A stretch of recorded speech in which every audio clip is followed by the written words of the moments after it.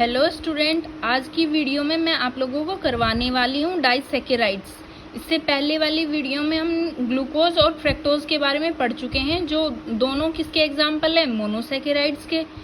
तो एक बात और बताऊं बच्चों आपको, ये जो वीडियो है ये बायो बैकग्राउंड वाले बच्चों के लिए बहुत ही ज़्यादा इम्पोर्टेंट है, क्योंकि मैंने आपका जूलॉजी का सिलेबस देखा है तो वहाँ पे भी कार्बोहाइड्रेट नाम से चैप्टर है और एज इट इज़ यही सिलेबस है, और ये बुक भी मैंने देखी है, अंदर सब कुछ ऐसा ही है। तो आप इस वीडियो की हेल्प से अपना जूलॉजी भी हैंड टू हैंड तैयार कर सकते हो।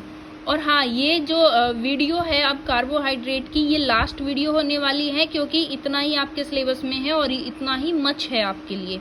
अगर आप जितना मैंने कराया है ये सब कंप्लीट कर लो तो आपका इंटरनल और एक्सटर्नल आसानी से हो जाएगा, और इसके अलावा आपको कुछ और पढ़ने की नीड नहीं है। तो चलिए शुरू करते हैं अपना डाइसैकेराइड्स। आज की वीडियो में मेरा यही टॉपिक होगा, structure of disaccharide and polysaccharide. तो देखो बच्चों, सबसे पहले हम डाइसैकेराइड की एक छोटी सी डेफिनेशन देख लेते हैं। क्या होता है कि disaccharide are the carbohydrate which have 2 unit of monosaccharide. इसमें डाइसैकेराइड क्या होते हैं कि इनमें 2 यूनिट होती है मोनोसैकेराइड की, which on hydrolysis they give 2 molecule of monosaccharide. और हाइड्रोलाइसिस करने पर ये 2 मॉलिक्यूल देते हैं मोनोसैकेराइड के, और इनका मॉलिक्यूलर फॉर्मूला होता है C12H22O11। ठीक है, ये सुक्रोज भी हो सकता है, आपका माल्टोज हो सकता है या लैक्टोज हो सकता है। ये सब क्या है, आपके डाइसैकेराइड। तो अगर किसी भी डाइसैकेराइड का, सुक्रोज या माल्टोज का, जब हम हाइड्रोलाइसिस करते हैं तो क्या बनता है, हमारा ग्लूकोज और फ्रक्टोज बनते हैं। और ग्लूकोज और फ्रक्टोज आपको पता ही ये क्या होते हैं, मोनोसैकेराइड होते हैं। वैसे अगर ग्लूकोज और फ्रक्टोज हम बना रहे हैं तो ये पर्टिकुलर रिएक्शन हो जाएगी आपकी सुक्रोज की, क्योंकि माल्टोज ये दोनों नहीं देता है। माल्टोज सिर्फ ग्लूकोज के 2 मॉलिक्यूल देता है। तो ये रिएक्शन पर्टिकुलर आपके लिए सुक्रोज के लिए होगी। ठीक है, अब देखते हैं हम स्ट्रक्चर ऑफ डाइसैकेराइड।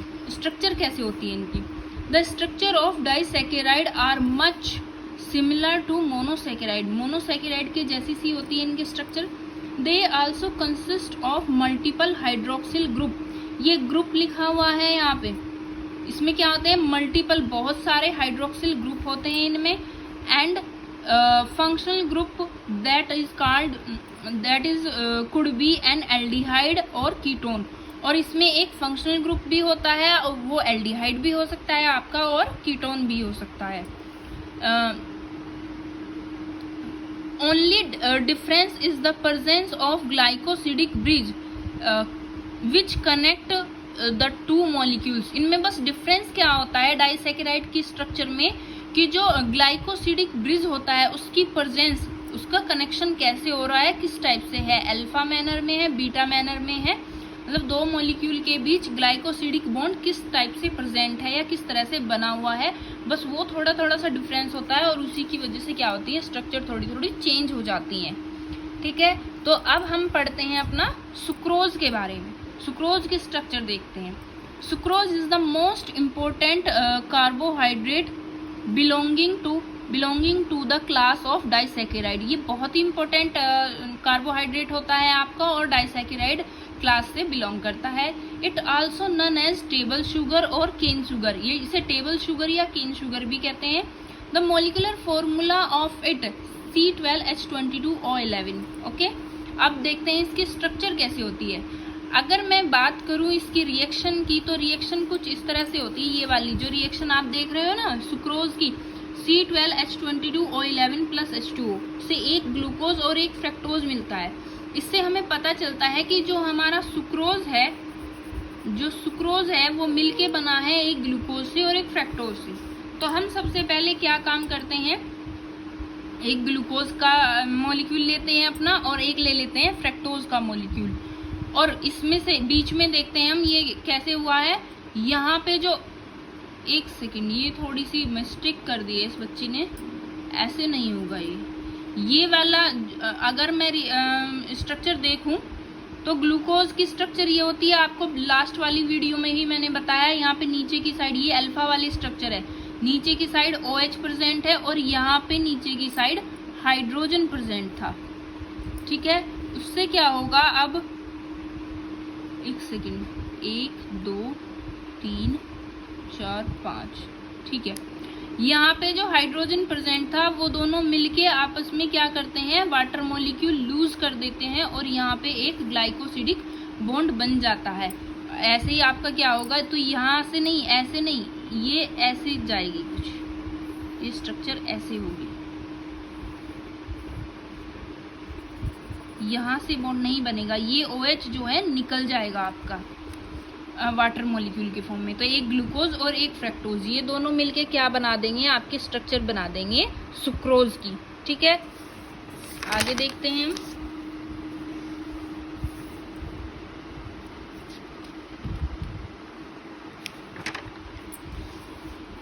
एक मिनट, यहाँ पे भी आपका OH है, तो यहाँ से एक हाइड्रोजन और यहाँ से OH बाहर निकल जाएंगे वाटर मॉलिक्यूल की फॉर्म में, और ये भी जो ऑक्सीजन बची थी एक, वो इन दोनों के बीच में ब्रिज का काम करती है और ग्लाइकोसिडिक बॉन्ड बनाती है, ठीक है। ऐसे होगी स्ट्रक्चर, इसे आप ठीक कर लेना, ये थोड़ा सा इसमें मिस्टेक हो रखी है।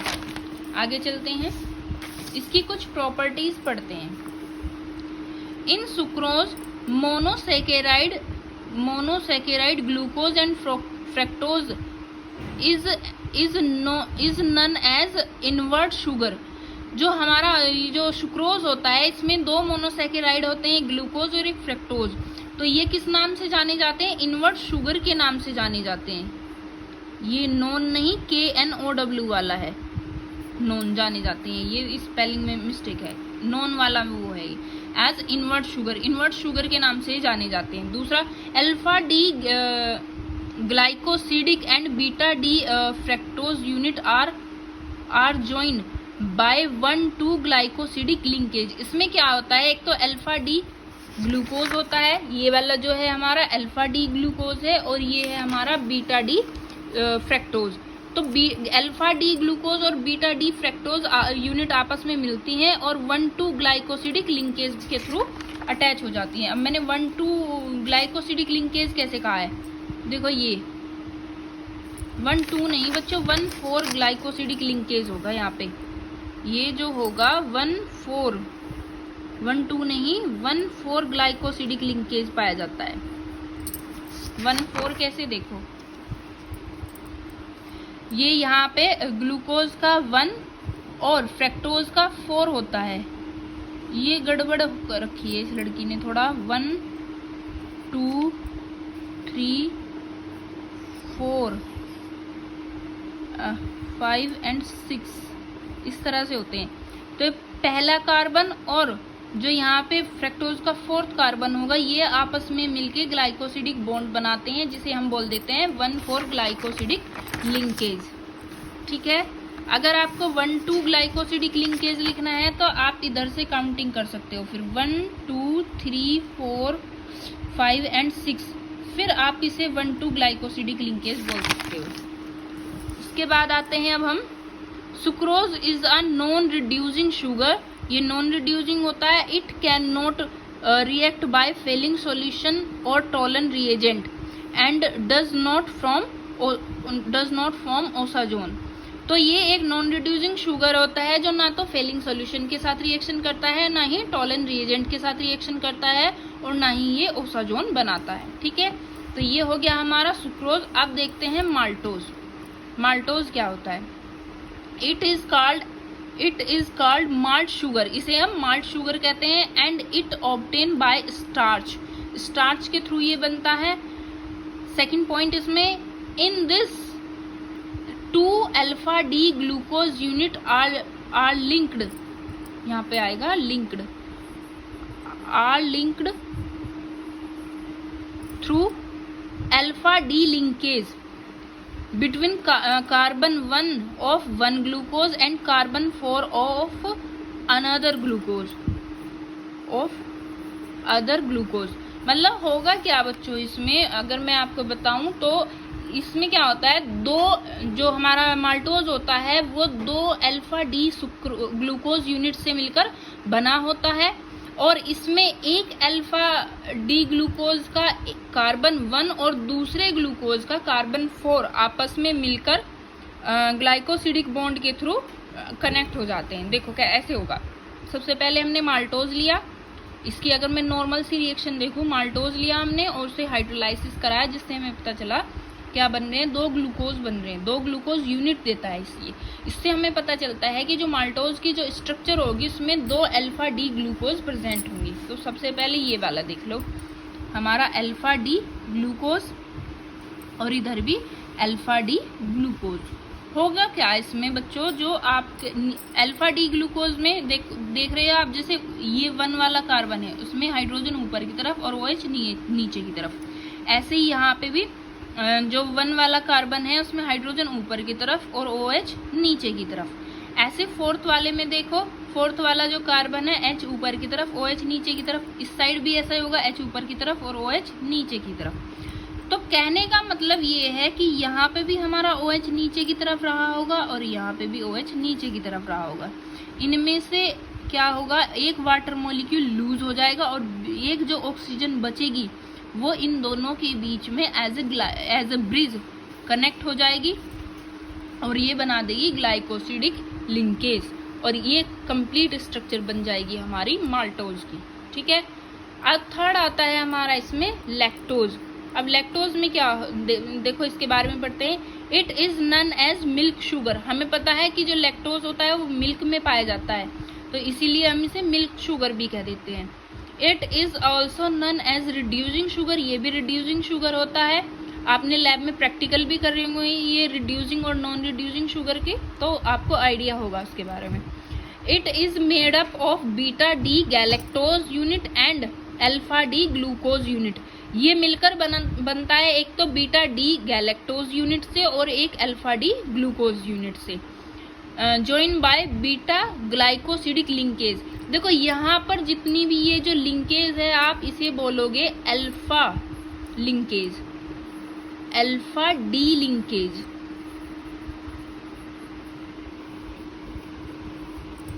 ठीक है, और अब जो आपको लिंकेज मिलने वाली है लैक्टोज में वो होगी बीटा डी लिंकेज। तो आपका इस टाइप से ऑब्जेक्टिव क्वेश्चन बन सकता है कि लैक्टोज में कौन सी लिंकेज पाई जाती है, बीटा डी लिंकेज या अल्फा डी लिंकेज। या आपसे पूछ सकते हैं कि माल्टोज में कौन सी लिंकेज पाई जाती है। तो इस टाइप के आपको क्वेश्चन आपके इंटरनल में देखने को मिलेंगे। आगे चलते हैं हम अपना, अभी अपने लैक्टोज के बारे में ही पढ़ते हैं। 4th पॉइंट आता है इसमें, carbon 1 of galactose and carbon 4 of glucose unit linkage known as 1,4 glycosidic linkage and this linkage known as 1,4 glycosidic linkage। ये 2 बार लिख दिया है लाइन। अच्छा, कार्बन 1 मतलब जो हमारा गैलेक्टोज होता है उसका तो कार्बन 1 का उसका तो कार्बन 1 और जो ग्लूकोज होता है उसका कार्बन 4 आपस में मिलके ग्लाइकोसिडिक लिंकेज बनाते हैं, जिसे हम बोल देते हैं 1,4 ग्लाइकोसिडिक लिंकेज। तो पहले इसकी रिएक्शन देखते हैं। सबसे पहले जो हमारा लैक्टोज होता है अगर हम उसे हाइड्रोलाइसिस करें तो एक तो मिलेगा हमें ग्लूकोज और एक मिलेगा हमें गैलेक्टोज। दोनों का मॉलिक्यूलर फॉर्मूला सेम ही होता है, लेकिन इनमें डिफरेंस क्या होता है बच्चों, इनमें डिफरेंस इतना होता है, जैसे आप ये देखो गैलेक्टोज और ग्लूकोज। तो जो हमारा गैलेक्टोज होता है कार्बन 1, सबसे पहले कार्बन 1 को देखते हैं। इनमें देखो ये यहाँ पे कार्बन 1 है, ये 2, ये 3, ये 4, ये 5 और ये 6। ऐसे यहाँ पे भी 1, 2, 3, 4, 5 एंड 6 इस तरह से कार्बन होते हैं। अब देखो बच्चों, अगर मैं दोनों के ही कार्बन 1 को कंपेयर करूं तो इसमें हाइड्रोजन ऊपर की तरफ है और OH नीचे की तरफ है, जबकि इसमें हाइड्रोजन नीचे की तरफ है और ऊपर OH है। आप कहोगे मैडम ये वाला डिफरेंस तो अल्फा उसमें होता है अल्फा डी ग्लूकोज और बीटा डी ग्लूकोज में। बिल्कुल सही बात है। अगर सिर्फ एक ही कार्बन पे, कार्बन 1 पे हाइड्रोक्सिल और हाइड्रोजन का जो डिस्ट्रीब्यूशन है वो अलग अलग हो तो वे हो जाते हैं अल्फा डी ग्लूकोज और बीटा डी ग्लूकोज। लेकिन इसमें देखो कार्बन 1 के साथ साथ कार्बन 4 पे भी आपको डिफरेंस देखने को मिलेगा। तो देखो कार्बन 4 पे देखो इसमें हाइड्रोजन ऊपर की तरफ है, इसमें नीचे की तरफ है। ठीक है, तो अगर कार्बन 1 पे हाइड्रोक्सिल ग्रुप का अरेंजमेंट अलग अलग है तो अल्फा डी ग्लूकोज और बीटा डी ग्लूकोज। लेकिन अगर कार्बन 1 के साथ साथ कार्बन 4 पे भी हाइड्रोक्सिल ग्रुप का अटैचमेंट अलग अलग है, तो अब हमारा क्या हो जाएगा, ये हो जाएगा beta D galactose. Beta D क्यों कहा है, अगर यहाँ पे ये जो OH ग्रुप नीचे की साइड होता तो जैसे हम ग्लूकोज में पढ़ते हैं तो हो जाता हमारा अल्फा डी गैलेक्टोज। ठीक है, तो फर्स्ट और फोर्थ दोनों कार्बन में डिफरेंस है, इस वजह से ये गैलेक्टोज कहलाएगा। बस थोड़ा सा डिफरेंस है स्ट्रक्चर का और कुछ भी नहीं है। ओके, तो सबसे पहले हमने ले लिया अपना बीटा डी गैलेक्टोज, ये स्ट्रक्चर हो गई इसकी, और अल्फा डी ग्लूकोज। अब हुआ क्या, यहाँ पे जो था हमारा गैलेक्टोज, वहाँ पे ऊपर की साइड OH था और इसमें नीचे की साइड OH था। तो अब अपोजिट साइड OH थे, तो यहाँ से OH यहाँ से और हाइड्रोजन यहाँ से रिमूव हो जाते हैं एज अ वाटर मॉलिक्यूल।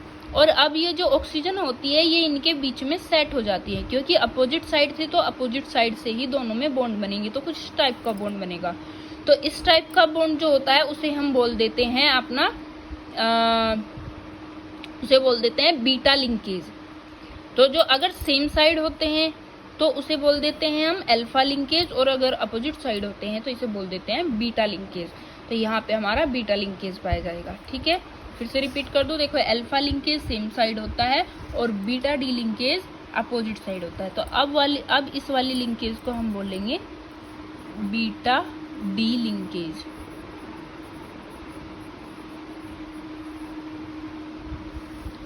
ठीक है, तो ये खत्म हो गए हमारे डाइसैकेराइड। 3 स्ट्रक्चर मेन है और तीनों मैंने आपको करवा दी, माल्टोज, सुक्रोज और लैक्टोज, तीनों की करा दी। फिर से रिपीट करूं, सुक्रोज मिलके बना होता है एक ग्लूकोज और एक फ्रैक्टोज यूनिट से, माल्टोज मिलकर बना होता है 2 अल्फा डी ग्लूकोज यूनिट से, और जो हमारा लैक्टोज होता है ये गैलेक्टोज और ग्लूकोज यूनिट से मिलकर बना होता है। तो इस तरह से भी आपसे ऑब्जेक्टिव क्वेश्चन पूछ सकते हैं कि जो सुक्रोज है उसमें कौन कौन सी यूनिट पाई जाती हैं, माल्टोज में कौन कौन सी यूनिट पाई जाती हैं, या लैक्टोज में कौन कौन सी यूनिट पाई जाती हैं। तो आप बता सकते हो ग्लूकोज और गैलेक्टोज। ठीक है, अब चलते हैं अपना पॉलीसैकेराइड्स। तो जो पॉलीसैकेराइड है वो आपके सिलेबस में 2 ही हैं। पॉलीसैकेराइड आर ऑफ 2 टाइप्स, 2 तरह के होते हैं, एक तो होते हैं होमोपॉलीसैकेराइड और एक होते हैं हेट्रोपॉलीसैकेराइड। तो जो होमोपॉलीसैकेराइड होते हैं वो क्या होते हैं, when polysaccharide contain same type of monomeric unit that is called homopolysaccharides. ठीक है, तो ऐसे पॉलीसैकेराइड जो सेम मोनोमेरिक यूनिट से मिलकर बने होते हैं वो कहलाएंगे हमारे होमोपॉलीसैकेराइड। और हेट्रोपॉलीसैकेराइड वो होते हैं जो डिफरेंट टाइप की मोनोमेरिक यूनिट से मिलकर बने होते हैं। तो आपके सिलेबस में जो है वो होमोपॉलीसैकेराइड्स हैं, जिसके एग्जाम्पल है आपके सेल्यूलोज और स्टार्च। जैसे सेल्यूलोज मिलकर बना होता है अल्फा डी ग्लूकोज से। ठीक है, ये इसमें सारी ही अल्फा डी ग्लूकोज पाई जाती है। ठीक है, तो अब हम सबसे पहले इसकी ही स्ट्रक्चर देख लेते हैं सेल्यूलोज की। It contain beta D glucose unit, beta D glucose unit मिलती है, मैंने अल्फा बोल दिया था। हाँ, cellulose it contain beta D glucose unit not found in cell wall of plant. हाँ, मैं ये बताना चाहती थी आपको, जो सेल्यूलोज होता है ये मेन सोर्स होता है प्लांट का। कहाँ मतलब प्लांट्स इसके मेन सोर्स होते हैं। जैसे हम बोल देते हैं लकड़ी, तो लकड़ी क्या है, हमारा सेल्यूलोज है। ठीक है, तो ये सबसे ज्यादा सेल वॉल में पाया जाता है प्लांट्स की। तो देखो इसकी स्ट्रक्चर देखते हैं हम, ये बना कैसे होगा। तो देखो मैंने बोला बीटा डी ग्लूकोज से मिलकर बनता है। तो बीटा डी ग्लूकोज में तो हम क्या देखते हैं, जो कार्बन 1 देखते हैं ना, कार्बन 1 पे OH ऊपर की साइड होता है बीटा वाले केस में।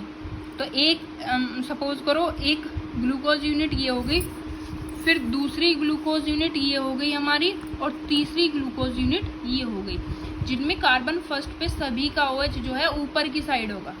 तो इस तरह से ये वाले ऐसे आपके बहुत सारे ग्लूकोज यूनिट होंगे, एक बहुत लंबी चेन होगी।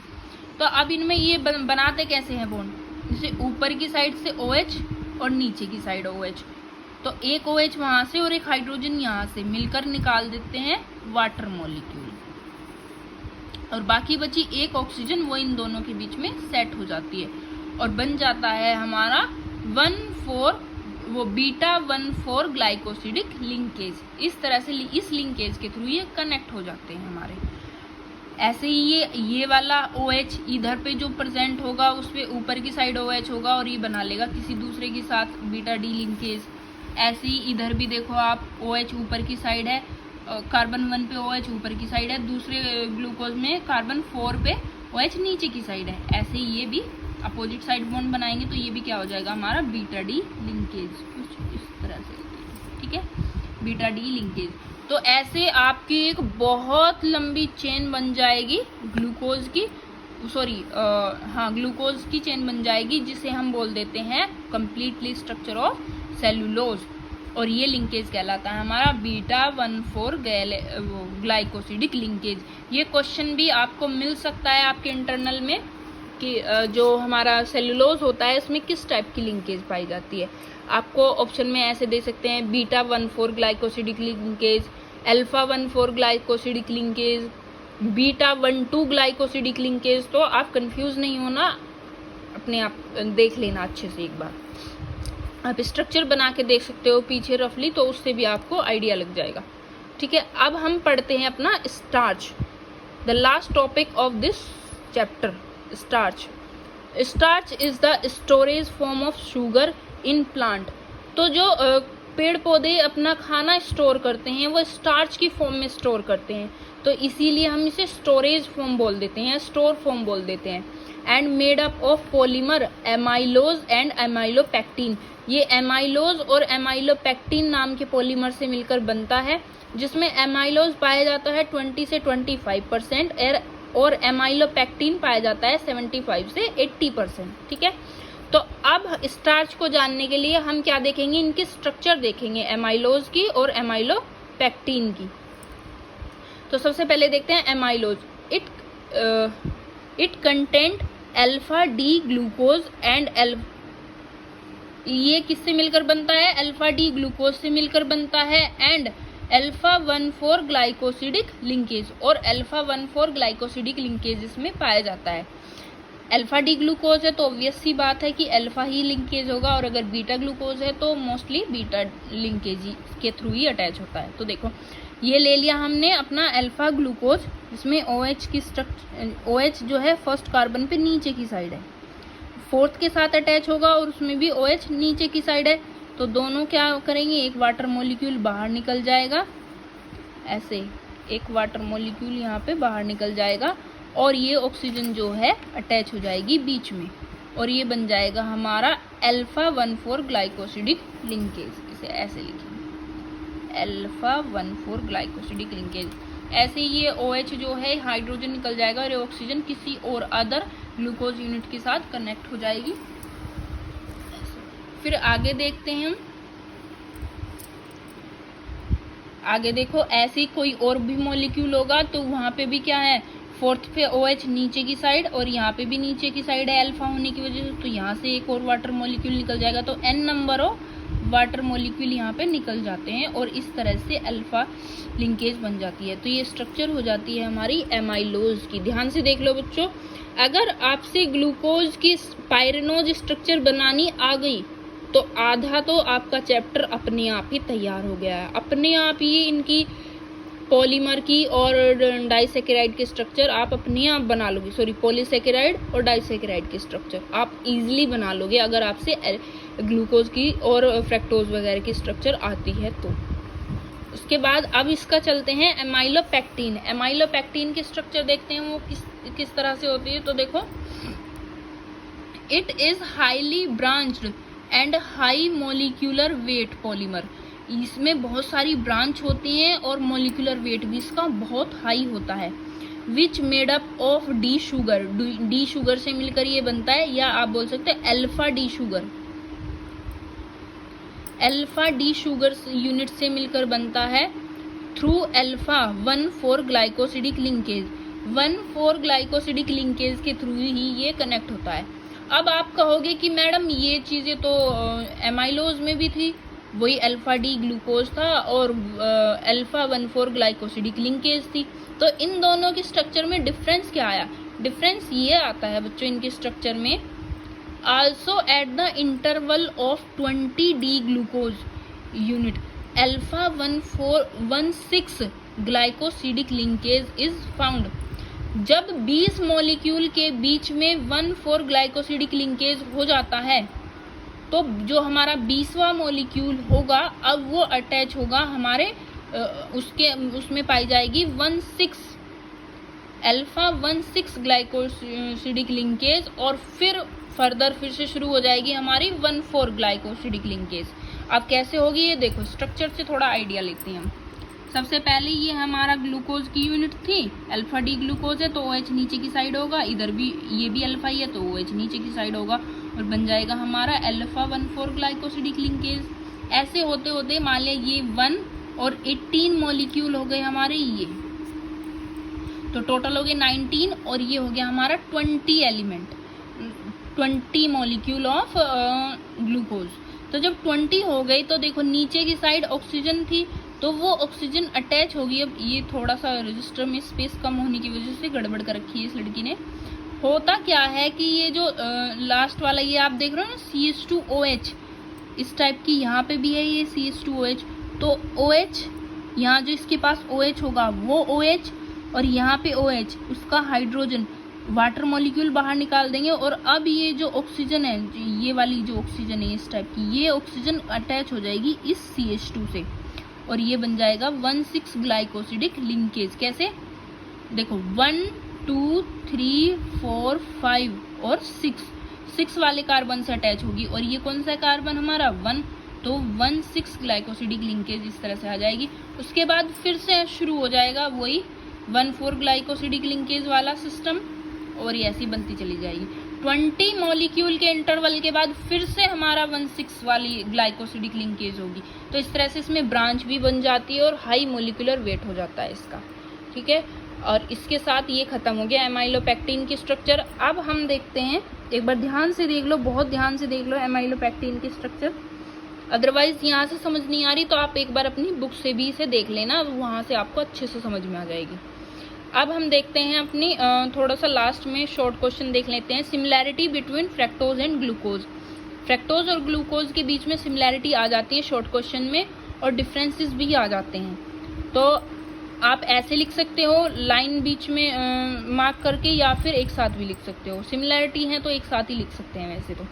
Glucose have 6 carbon atom and it is a monosaccharide. Glucose में क्या होते हैं 6 कार्बन एटम होते हैं और ये एक मोनोसैकेराइड है। सेम फ्रैक्टोज में भी 6 कार्बन एटम होते हैं और ये भी मोनोसैकेराइड होता है।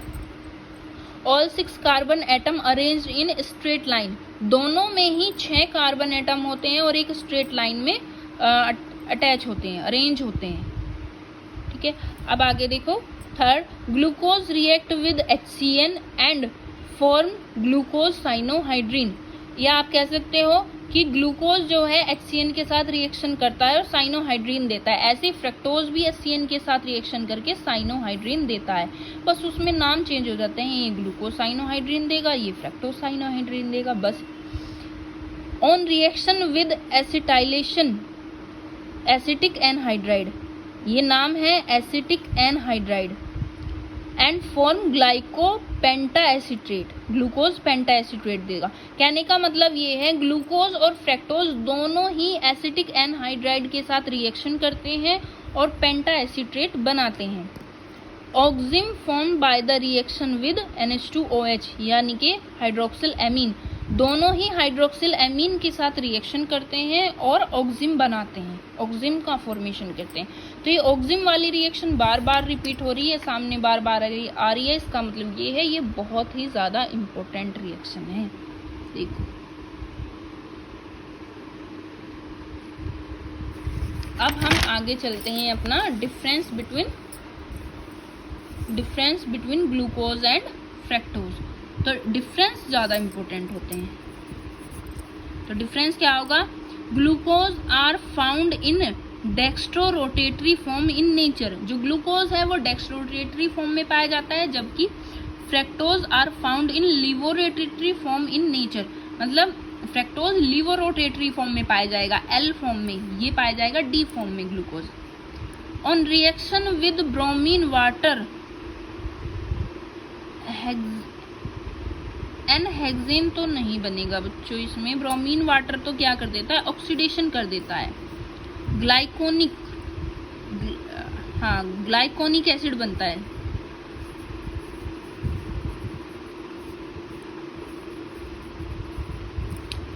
तो जब ग्लूकोज ब्रोमीन वाटर के साथ रिएक्शन करता है तो ग्लाइकोनिक एसिड बनेगा, और फ्रैक्टोज ब्रोमीन वाटर के साथ रिएक्शन नहीं करता। क्यों? क्योंकि कीटोन एक एक्टिव ग्रुप है, कम एक्टिव ग्रुप होता है एल्डिहाइड के मुकाबले, तो इसलिए उसके साथ रिएक्शन नहीं करता ब्रोमीन वाटर के साथ। तो आगे देखो, on reaction with Fehling solution and Tollen reagent gluconic acid form. जब फेलिंग सॉल्यूशन और टोलन रिएजेंट के साथ रिएक्शन कराई जाती है तो ग्लाइकोनिक एसिड बनता है, जबकि फ्रैक्टोज क्या काम करता है, जब फेलिंग सॉल्यूशन या टोलन रिएजेंट के साथ रिएक्शन कराते हैं तो ग्लाइकोनिक एसिड और टार्टरेरिक एसिड दो देता है। ग्लाइकोनिक एसिड भी देता है और टार्टरेरिक एसिड भी देता है, जबकि ग्लूकोज सिर्फ ग्लाइकोनिक एसिड बनाता है। Okay, sorbitol formed by the reduction. इसमें क्या होता है, सोर्बिटोल बनता है, रिडक्शन कराने पर, ग्लूकोज का रिडक्शन कराने पर सोर्बिटोल बनता है। जबकि फ्रैक्टोज में क्या होता है, mixture of sorbitol and mannitol formed by the reduction. तो अगर हम फ्रैक्टोज का रिडक्शन कराते हैं तो हमें मिक्सचर मिलता है सोर्बिटोल और मैनिटोल दोनों का, जबकि ग्लूकोज में सिर्फ सोर्बिटोल बनता है। By the heating with NaOH white precipitate will form. जब ग्लूकोज को NaOH के साथ हीट किया जाता है तो व्हाइट प्रेसिपिटेट बनते हैं, जबकि इसमें कोई प्रेसिपिटेट नहीं बनते फ्रैक्टोज में। तो इस तरह से दोनों के डिफरेंसेस हो गए।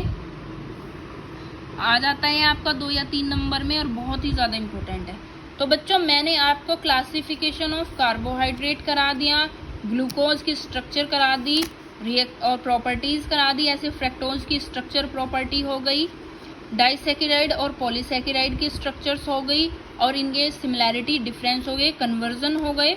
तो इतना इनफ है आप लोगों के लिए, चाहे आप जूलॉजी के लिए तैयार कर रहे हो या केमिस्ट्री के लिए तैयार कर रहे हो। इसके अलावा कुछ भी इस चैप्टर से पढ़ने की नीड नहीं है, यहीं से आपको इंटरनल और एक्सटर्नल दोनों के लिए सफिशिएंट रहेगा। आई होप आप लोगों को ये चैप्टर समझ में आया होगा। अगर नहीं समझ में आया तो मुझे कमेंट में बताना, फिर देखते हैं आगे क्या करना है। इसके बाद मैं शुरू करूँगी अपना पॉलीमर वाला चैप्टर 6 यूनिट, क्योंकि वो इसके कुछ सेम सा ही है, सिमिलैरिटी है उनमें, कुछ सिमिलैरिटी है, तो आपको वो चैप्टर भी अच्छे से समझ में आएगा। Thank you so much for watching my video.